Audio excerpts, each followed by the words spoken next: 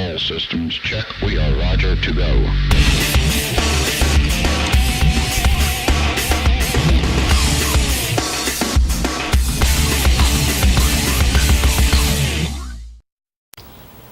Welcome to the high desert of the great American Southwest. My name is Norm Morrison, and this is the Santa Fe Report. Well, today is part 2 of a 3-part series that I've entitled Deep Truth. And I got the name from a new book by Greg Braden entitled Deep Truth. Now, as of yesterday, I hadn't even looked at the book. But today, I didn't start reading it, but I just kind of browsed through it, read the back, read the inside cover. And I came upon a quote by the Nobel physicist Niels Bohr, and it fits perfectly into what I have to say. I just want to read this to you. It is the hallmark of any deep truth that its negation is also a deep truth. That's basically what I'm saying in today's video. So it really fit right in, and it was very serendipitous that I found this today. I've included about the last 30 seconds of yesterday's video just to set up the context for today's video somewhat. I hope you enjoy. And this book is called Deep Truth, and I really don't know what it's about. I haven't even read the back cover yet, so I can't tell you, but just because it was Greg Braden's book, I bought it. And when I saw the title, it brought to mind some of the things that we consider deep truths in our society.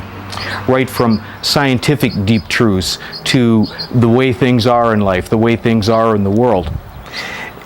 And deep truths are only deep truths until the next deep truth comes along. In science, most of the deep truths we have evolved in the last 150 years or so. Now, certainly Newtonian physics goes back further than that. But with the onset of quantum mechanics, we're finding that Newtonian physics doesn't accurately explain everything that's happening in the universe. And it's not that Newtonian physics is wrong, it's just that we're beginning to discover new things. So the old unshakable deep truths that we thought were impeccable and stable are no longer standing up to scrutiny. Deep truths stand up until the next deep truth comes along. Everything is evolving. Science is evolving. We as people are evolving. The earth and the universe are evolving. It's the way it's supposed to be. Now, science is something that I've always been very interested in, and I try to keep up with it on a regular basis. Now, the good news is that for almost all the problems that we have on this planet, scientific solutions are available to remedy those problems. But for the most part, you have to hear about it from alternative news sources. You don't hear about it from the 3 big networks, or Fox News, or CNN, or MSNBC. Then you have to look at who owns those networks. What's their agenda? Who are they working with? And while all the major media outlets would have you believe that almost all scientists are in the belief that global warming is caused by CO2 emissions, that is not the case. That is completely made up. Something that I've never bought into was that global warming was man-made and caused by carbon dioxide emissions. Now, certainly CO2 emissions do contribute to it, but I don't believe they're the cause.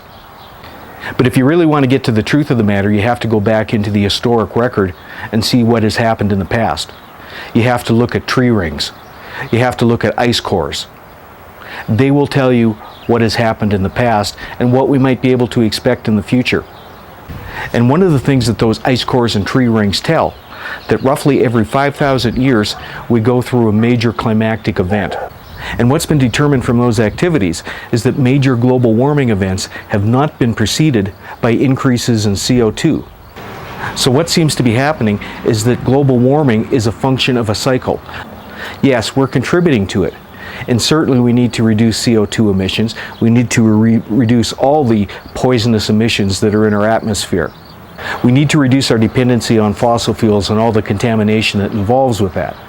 And hybrids and electric cars are great, but they're only a stopgap measure. They're not the ultimate answer. We're going to be relying on hydrocarbons for a long time, regardless if we find other means to power our cars or not. All the plastics we use, the lubricants, there is such a wide variety of products that we use every day, apart from our vehicles, that contribute to our quality of life. We're going to be relying on oil for the products we use every day for decades to come.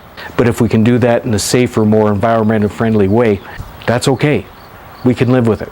The whole peak oil thing I've never quite bought into completely either.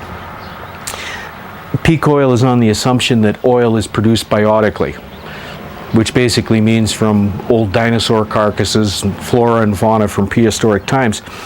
I worked in the oil industry for a period many years ago, and wells were dug that were thousands and thousands and thousands of feet below the layer where the dinosaurs are buried. So oil is also produced by things other than dead dinosaurs. You have to look at all the agendas being played out in the news. And the information is there. The new good science is there, but you got to go looking for it. Science is advanced not so much by new discoveries, but by the death of the old scientists, the death of the old generation, and the new scientists with the new science coming in to replace them and replacing the paradigm. So good science doesn't happen so much every year or even every decade as it does every lifetime. Earth changes are happening regardless of whether we agree on the cause of them or not. We're having more earthquakes, more hurricanes, stronger tornadoes, more flooding. And it's going to continue. Things are not going to go back to the way that we remember them. They're not going to go back to the way things were when we were kids. I hope you enjoyed today's video. Today was part 2, and tomorrow will be the final video in the series. This is the Santa Fe Report. I'm Norm Morrison.